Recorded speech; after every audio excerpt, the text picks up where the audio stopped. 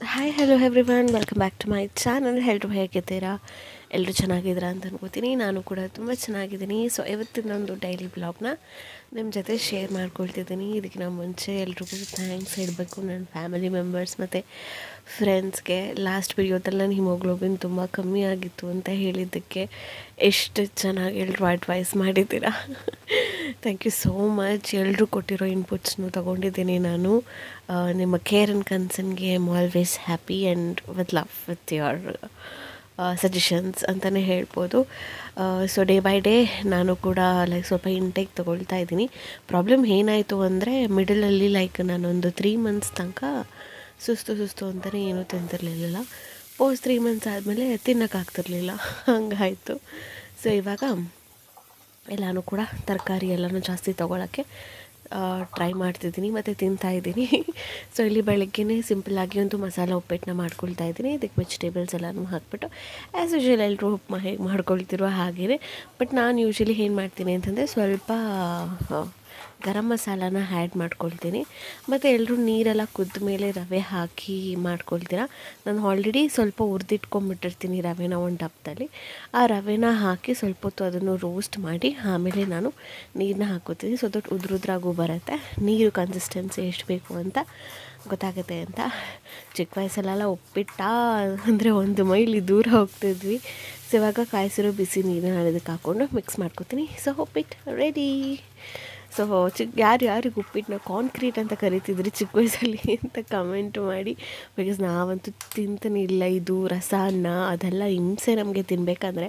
ಅಯ್ಯೋ ಹೋಗಮ್ಮ, ಯಾರು ತಿಂತಾರೆ ಉಪ್ಪಿಟ್ಟ ಅಂದರೆ ಆವತ್ತು ತಿಂತಾನೆ ಇರಲಿಲ್ಲ. ಅದರೇ ಒಂದು ಸ್ಟೋರಿನೇ ಇದೆ. ನಮ್ಮಪ್ಪ ಒಂದ್ಸತಿ ಚಿಕ್ಕ ವಯಸ್ಸಲ್ಲಿ ಉಪ್ಪಿಟ್ಟು ಮಾಡ್ಕೊಟ್ಟೋದಕ್ಕೆ ಉಪ್ಪೇ ಹಾಕಿರಲಿಲ್ಲ. ಬಾಕ್ಸ್ ವಾಪಸ್ ಹಾಗೆ ತೊಗೊಂಡು ಬಂದಿದ್ವಿ. ಸೊ ಇದು ಶುಕ್ರವಾರ, ಹಾಗೆಯೇ ಪೂಜೆ ಗೀಜೆ ಎಲ್ಲ ಕೂಡ ಚೆನ್ನಾಗಾಗಿದೆ. ಸೊ ನೋಡ್ತಿರ್ಬೋದು ಕಂಪ್ಲೀಟ್ ಪೂಜೆ ಆಯಿತು. ತಿರುಗೋ ಕಳ್ಳ. ಬೆಳಗಾಗ್ಬಿಟ್ಟಿದ್ದೀನಿ ನಾನು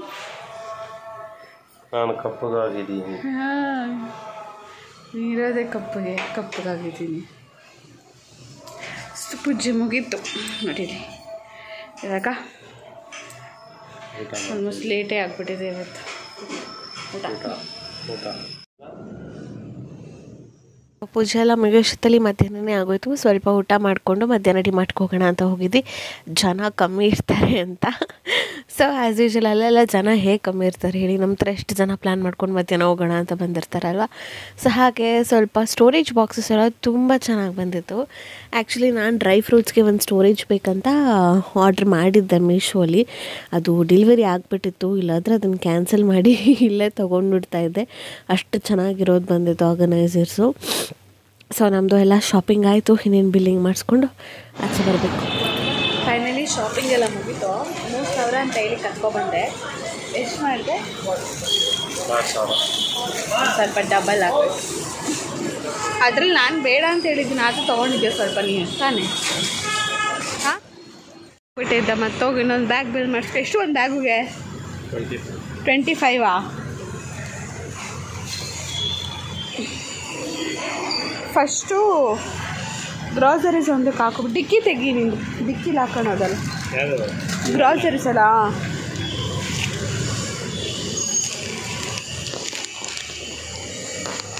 ಆ ಕ್ಲಿಪ್ ಎತ್ಬಿಡು, ಹೊತ್ಕೊಳ್ಳೋದಕ್ಕೆ ಎಲ್ಲಿ ಇರ್ತೀಯಾ ಹಾಗೆ. ಹಾಂ, ಅದೇನು ಗೊತ್ತಲ್ಲ. 2 ಪ್ಯಾಕೆಟ್ ಬೇರೆ ಹೊಡೆದೋಯ್ತು ತೊಗೋಬೇಕಾದ್ರೆ. ಅಮ್ಮ ಸುಸ್ತಾಗ್ತಾಯಿದೆ, ಬೂವ ಏನೋ ತಿನ್ನಬೇಕು. ಮನೆಗೆ ಬಂದೆ, ರೆಸ್ಟ್ ಮಾಡಿ ಸ್ವಲ್ಪ ಹೊತ್ತು ಗ್ರಾಸರೀಸ್ನೆಲ್ಲ ರೀಫಿಲ್ ಮಾಡ್ಕೊಂಡ್ವಿ. ಸೊ ಹಾಗೆ ಸ್ವಲ್ಪ ಬಾಕ್ಸಸ್ ಎಲ್ಲನೂ ಕೂಡ ನಾನು ಡಿಸ್ಕಾರ್ಡ್ ಮಾಡಬೇಕಿತ್ತು. ಅಂದರೆ ಫುಲ್ಲು ತುಂಬ ವರ್ಷ, ಒಂದು 3-4 ಇಯರ್ಸ್ ನಾನು ಯೂಸ್ ಮಾಡಿದ್ದೀನಿ. ಆ ಥರ ಬಾಕ್ಸಸ್ ಎಲ್ಲ ಹಾಕ್ಬಿಡೋಣ ಅಂತ. ಬಿಕಾಸ್ ಇದ್ರ ಮೇಲೆ ಸ್ಕ್ರ್ಯಾಚ್ ಎಲ್ಲ ಬಿದ್ದು ಒಂಥರ ಡಲ್ ಆಗಿಬಿಟ್ಟಿತ್ತು. ಸೊ ಅದಕ್ಕೆ ಅದನ್ನೆಲ್ಲ ತೆಗೆದುಬಿಟ್ಟು, ಮತ್ತು ಸಾಮಾನು ಸ್ವಲ್ಪ ಕಮ್ಮಿ ಆಗುತ್ತೆ ಅಡುಗೆ ಮನೇಲಿ. ಅಷ್ಟೊಂದು ಇಟ್ಕೊಂಡಿದ್ದೀನಿ ನಾನಂತೂ. ನೋಡಬೇಕಾದಾಗೆಲ್ಲ ಚೆನ್ನಾಗಿ ಅನಿಸುತ್ತೆ. ಅದು ಕ್ಲೀನ್ ಮಾಡಬೇಕಾದಾಗಿದೆಯಲ್ಲ ತಲೆನೋವು, ಆ ತಲೆನೋವು ಯಾಕೆ ಬೇಕಪ್ಪ ಅನ್ಸ್ಬಿಡುತ್ತೆ. ಈ ಕಡೆ ಪಾಪ ನಮ್ಮ ಅತ್ತೆನೂ ನನಗೆ ಸಪೋರ್ಟ್ ಮಾಡ್ತಿದ್ರು, ಒಬ್ಬಳೇ ಮಾಡ್ಕೊಳ್ಳೋದಕ್ಕಾಗಲ್ವಲ್ಲ. ಸೊ ದಟ್ ಇದನ್ನೇ ನಾನು ಮೀಶೋಲಿ ಆರ್ಡ್ರ್ ಮಾಡಿ ತರಿಸಿದ್ದು. ಇದು ಡ್ರೈ ಫ್ರೂಟ್ಸ್ಗಂತಾನೆ. ಗಾಜಿಂದು ಜಾರ್ಗಳು ತರಿಸಿದ್ದೆ. ಇದು ಕಾಸ್ಟೆಡ್ ಮೀ 350 ಅನಿಸುತ್ತೆ, 6 ಪೀಸಸ್ಸು. ಏನಿಲ್ಲ, ಅದನ್ನು ಸ್ಕ್ರೀನ್ಶಾಟ್ ತೊಗೊಂಡು ನೀವು ಮೀಶೋದು ಸರ್ಚ್ ಬಟನಲ್ಲಿ ಹಾಕಿದ್ರೂ ಆಗುತ್ತೆ. ಸೊ ಇಫ್ ನೀಡೆಡ್ ನಾನು ಲಿಂಕ್ ಕಳಿಸ್ತೀನಿ, ಕಮೆಂಟ್ ಯಾರಾದರೂ ಮಾಡಿದ್ರೆ. ಸೊ ನೋಡ್ತಿರ್ಬೋದು, ಹುತ್ತಕ್ಕಿದೆ, ನೋಡಿರ್ತೀರ ತುಂಬ ಜನ. ನನಗೇನೋ ಇದು ಒಂದು 3.5 ರೇಟಿಂಗ್ ಕೊಡ್ಬೋದು. ಗಾಜ್ದು ಕ್ವಾಲಿಟಿ ಎಲ್ಲ ಚೆನ್ನಾಗಿದೆ, ಬಟ್ ತೊಳಿಬೇಕಾದಾಗ ನಿಮಗೆ ಬಾಟಲ್ ಬ್ರಷಸ್ಸೇ ಇರಬೇಕು, ಇಲ್ಲಾಂದರೆ ತೊಳೆಯೋಕ್ಕೆ ಕಷ್ಟ, ಯಾಕಂದರೆ ಬಾಯಿ ಸ್ವಲ್ಪ ಚಿಕ್ಕದಿದೆ. ಡ್ರೈ ಫ್ರೂಟ್ಸ್ಗೆ ಕರೆಕ್ಟಾಗಿ ಆಯಿತು. ತೊಳೆಯೋಕ್ಕೆಲ್ಲ ಸ್ವಲ್ಪ ಕಷ್ಟ ಅಂತ ಅನಿಸುತ್ತೆ, ಬಟ್ ಸ್ಟಿಲ್ ನಾನು ಇಟ್ಕೊಂಡೆ, ಬಿಕಾಸ್ ಮ್ಯಾನೇಜ್ ಮಾಡ್ಬೋದು, ಬ್ರಷಸ್ ಇರುತ್ತೆ. ಹಾಕೋದೇ ಡ್ರೈ ಫ್ರೂಟ್ಸ್ ಅಲ್ವಾ, ಇನ್ನು ಅದೇನು ಅನಿಸಲ್ಲ ಅಂತ. ಟೋಟಲ್ 6 ಬಾಟಲ್ಸ್ ಬಂತು, ಯಾವುದೂ ಡ್ಯಾಮೇಜ್ ಇರಲಿಲ್ಲ, ಥ್ಯಾಂಕ್ ಗಾಡ್, ಎಲ್ಲ ಚೆನ್ನಾಗಿತ್ತು. ಸೊ ಅದನ್ನೆಲ್ಲ ತೆಗೆದುಬಿಟ್ಟು ಡ್ರೈ ಫ್ರೂಟ್ಸ್ನೆಲ್ಲ ಅದಕ್ಕೆ ಹಾಕಿ ಇಡ್ತಿದ್ದೀನಿ. ಮೀನ್ವಲ್ ಪಾಪ ನಮ್ಮ ಅತ್ತೆ ಎಲ್ಲ ನನಗೆ ತೊಳ್ಕೊಡ್ತಾಯಿದ್ರು. ಸ್ವಲ್ಪ ಬಾಕ್ಸಸ್ ಎಲ್ಲ ತುಂಬಾ ಇದಾಗಿಬಿಟ್ಟಿತ್ತು. ನಮ್ಮ ಕಿಚನ್ ಹೇಗಿದೆ ಅಂದರೆ ಸ್ವಲ್ಪ ವೆಂಟಿಲೇಷನ್ ಕಮ್ಮಿ, ಗಾಳಿ ಬೆಳಕು ಎರಡೂ ಕಮ್ಮಿ. ಡೇ ಟೈಮಲ್ಲೂ ನನ್ನ ಕಿಚನಲ್ಲಿ ಲೈಟ್ ಹಾಕ್ಕೊಂಡೇ ಇರಬೇಕು. ಸ್ವಲ್ಪ ಒಳಗಿರೋದ್ರಿಂದ ಕಿಚನ್ ಸ್ವಲ್ಪ ವೆಂಟಿಲೇಷನ್ ಕಮ್ಮಿ ಅಲ್ವಾ. ಸೊ ಅಡುಗೆ ಮಾಡಿದಾಗೆಲ್ಲ ಜಿಡ್ಡು ಬೇಗ ಕೂತ್ಕೊಂಡ್ಬಿಡುತ್ತೆ ಇದ್ರ ಮೇಲೆಲ್ಲ, ಲಿಡ್ ಮೇಲೆಲ್ಲ. ಸೊ ಅಟ್ಲೀಸ್ಟ್ ಅದನ್ನು ನಾನು ಮುಂಚೆ ಇದ್ದಾಗ 15 ಡೇಸಿಗೆ ಒನ್ಸ್ ನಿಜ ಅಡುಗೆ ಮನೆ ಶೆಲ್ಫೆಲ್ಲ ನೀಟಾಗಿ ಕ್ಲೀನ್ ಮಾಡ್ಕೊಳ್ತಿದ್ದೆ. ಆಲ್ಮೋಸ್ಟ್ ಇಲ್ಲಿ ನಾನು 1.5 ಮಂತ್ ಮೇಲೆ ಆಗಿಬಿಟ್ಟಿದೆ, ಕ್ಲೀನೇ ಮಾಡಿರಲಿಲ್ಲ.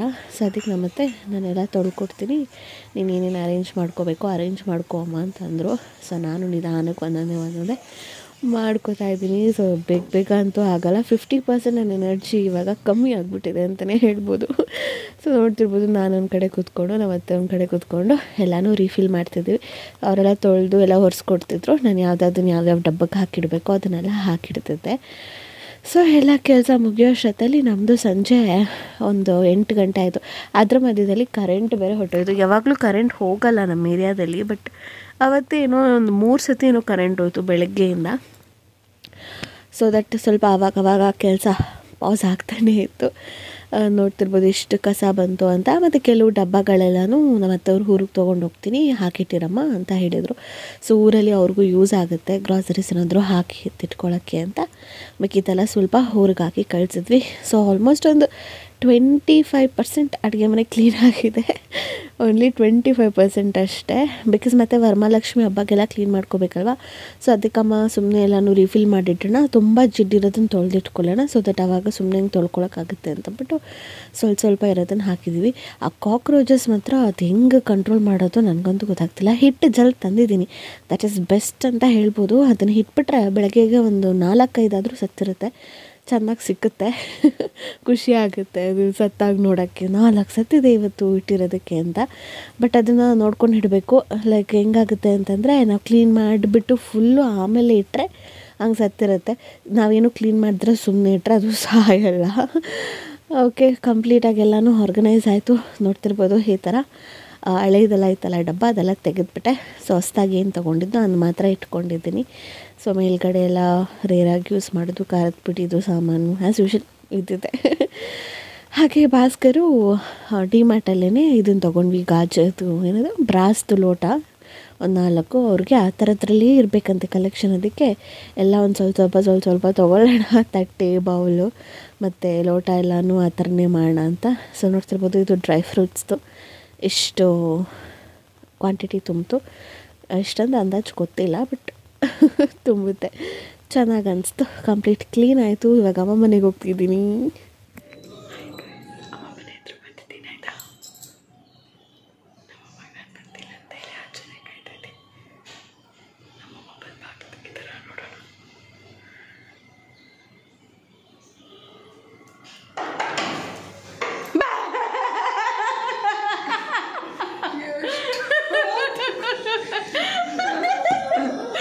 ನಾನು ಬಂದಿಲ್ಲ ಅಂದ್ಕೊಂಡೆ ತಾನೆ,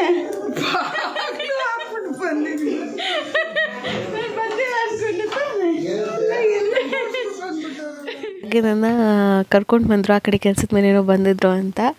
ಸರಿ ಆಯಿತು ಅಂತ ಅಂದ್ಬಿಟ್ಟು ಪಿಜ್ಜಾ ತಿನ್ನಂಗೆ ಆಗ್ತಿತ್ತು ಅಂತ ಪಿಜ್ಜಾ ಆರ್ಡ್ರ್ ಮಾಡಿದೆ. ಬಂತು, ಒಂದು ಸ್ಟೋರಿಯಿಂದ ಚೆನ್ನಾಗೇ ಇತ್ತು ಪಿಜ್ಜಾ. ಮಮ್ಮಿಗಂತೂ ಸರ್ಪ್ರೈಸು. ನಾನು ಫೋನ್ ಮಾಡಿದ್ದೆ ಬರ್ತಿದ್ದೀವಮ್ಮ ಅಂತಂದ್ಬಿಟ್ಟು. ಆಮೇಲೆ ನಮ್ಮಮ್ಮಗೆ ಅವಳು ಬರಲ್ಲ ಅಂತಂದ್ಬಿಟ್ಲು ಅಂತಂದ್ಬಿಟ್ಟು ನಮ್ಮಪ್ಪ ಸೀದಾ ಬಾಗ್ಲು ಹಾಕ್ಕೊಂಡು ಹೊಟ್ಟೋಗ್ಬಿಟ್ರು. ಎಷ್ಟೊತ್ತು ನಮ್ಮಮ್ಮ ಬರಲಿಲ್ಲ. ಸರಿ ಆಯಿತು ರೆಕಾರ್ಡ್ ಮಾಡೋಣ, ನಮ್ಮಮ್ಮ ಬರಲ್ಲೋ ಅಂತ ಅಂದ್ಕೊಂಡು ರೆಕಾರ್ಡ್ ಮಾಡಿದೆ. ರೆಕಾರ್ಡ್ ನೋಡಿದ್ರೆ ನಮ್ಮಮ್ಮ ಬಾಗಿಲು ತೆಗ್ದಿದ್ದ ತಕ್ಷಣ ಅಯ್ಯೋ ಬಾಗಿಲು ಹಾಕ್ಬಿಟ್ರು ಕಣೆ, ಬಂದಿಲ್ಲ ಅಂತ ಅಂದ್ಕೊಂಡೆ ನಾನು ಅಂತ ಖುಷಿಪಟ್ಟರು. ಸೊ ಪಿಜ್ಜಾ ಕೂಡ ಚೆನ್ನಾಗಿತ್ತು. ಸೊ ಕೂಪನ್ಸ್ ಇತ್ತು ಅಂತ ಹೇಳಿಬಿಟ್ಟು ಆರ್ಡ್ರ್ ಮಾಡಿದ್ದೆ. ಟೇಸ್ಟ್ ಎಲ್ಲ ಕೂಡ ಚೆನ್ನಾಗೇ ಇತ್ತು. ಏನೋ ಒಂದು ಟೈಮ್ ಪಾಸ್ಗೆ ಏನೋ ಒಂದು ತಿನ್ನಬೇಕಲ್ವ. ಯೂಶ್ವಲಿ ಜಂಕ್ಸ್ ಕಮ್ಮಿ, ರೇರಾಗಿ ಕ್ರೇವಿಂಗ್ಸ್ ಆಗುತ್ತೆ, ಆವಾಗ ಮಾತ್ರ ತೊಗೊಳ್ಳೋದು. ಇದು ಪನ್ನೀರ್ದು ಚೀಸ್ ಪಿಜ್ಜಾ ಮತ್ತು ಇನ್ನೊಂದು ಕಾರ್ನ್ ಪಿಜ್ಜಾ ಏನೋ ಮಾಡಿದ್ವಿ. ನಮ್ಮಮ್ಮ ನೋಡಿದ್ರೆ ಹೇಗೆಲ್ಲ ಪಟ ಪಟ ಪಟ ಪಟ ಅಂತ ಹರಿದ್ಬಿಟ್ರು. ಸೇಮ್ ನಾನು ಹಾಗೆ ತಡಿಯಲ್ಲ, ಫಸ್ಟ್ ಓಪನ್ ಮಾಡಿಬಿಡ್ಬೇಕು ತಿನ್ಬಿಡ್ಬೇಕು ಅಷ್ಟೇ. ಅದ್ರಲ್ಲಿ ಪಾರ್ಟಿಷನ್ಸ್ ಇದೆ. ನಮ್ಮಮ್ಮಗೆ ಪಾರ್ಟಿಷನ್ ತಗೊಳ್ಳಲ್ಲ ನೋಡಿ ಇಲ್ಲಿ. ಅದ್ರಲ್ಲಿ ಅರ್ಧ ಕಟ್ ಮಾಡ್ತಾರೆ ಬಿಕಾಸ್ ಅದು ಸ್ಲೈಸ್ ದೊಡ್ಡದಾಗಿತ್ತು, ಅದಕ್ಕೋಸ್ಕರ. ಸೊ ಎಮ್ಮಿ ಪಿಜ್ಜಾ ಪಾರ್ಟಿ ನಮ್ಮನೇಲಿ. ಜಾಸ್ತಿ ನಮ್ಮನೇಲೂ ಇಷ್ಟಪಡಲ್ಲ, ನಮ್ಮಪ್ಪ ಆಗಲಿ ಅಮ್ಮ ಆಗಲಿ, ಅವರು ರೇರು ಯಾವಾಗಲೂ ಒಂದು ಸತಿ. ಇನ್ನೊಂದು ಕಾರ್ನ್ ವೆಜ್ಜಿ ಪಿಜ್ಜಾ ಮಾಡಿದ್ವಿ ವಿತ್ ಚೀಸು, ಎರಡು ಚೆನ್ನಾಗಿತ್ತು. ನೋಡಿ ನಮ್ಮಮ್ಮ ನಾನು ಬಂದೆ ಅಂತ ಅಂದ್ಬಿಟ್ಟು ನನಗೋಸ್ಕರ ಬ್ಲೌಸ್ ಹೊಲಿತಾ ಇದ್ದಾರೆ.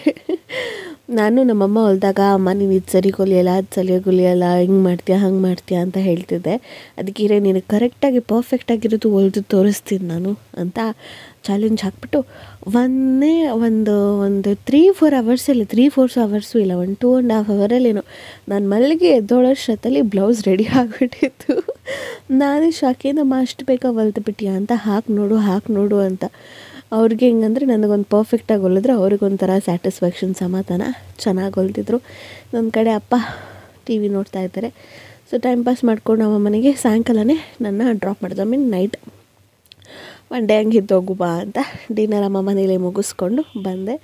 ಇದು ಏನು ನಾನು ತೋರಿಸ್ತಿರೋದು ಅಂತಂದರೆ ಇವಾಗ ಟ್ರೋಲ್ ಆಗಿದೆ ಅಲ್ವಾ. ನನಗೆ ನಮ್ಮಮ್ಮ ಇವಾಗ ನೋಡಿದ್ರು ನಗು ಬರ್ತಿದೆ.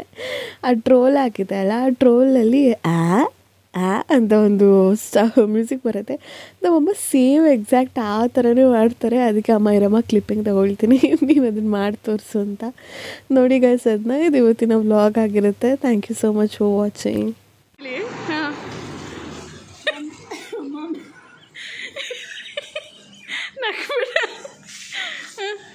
ಮಮ್ಮಿ ಈ ಗ್ಲಾಸ್ ಪಾನಿದೆ.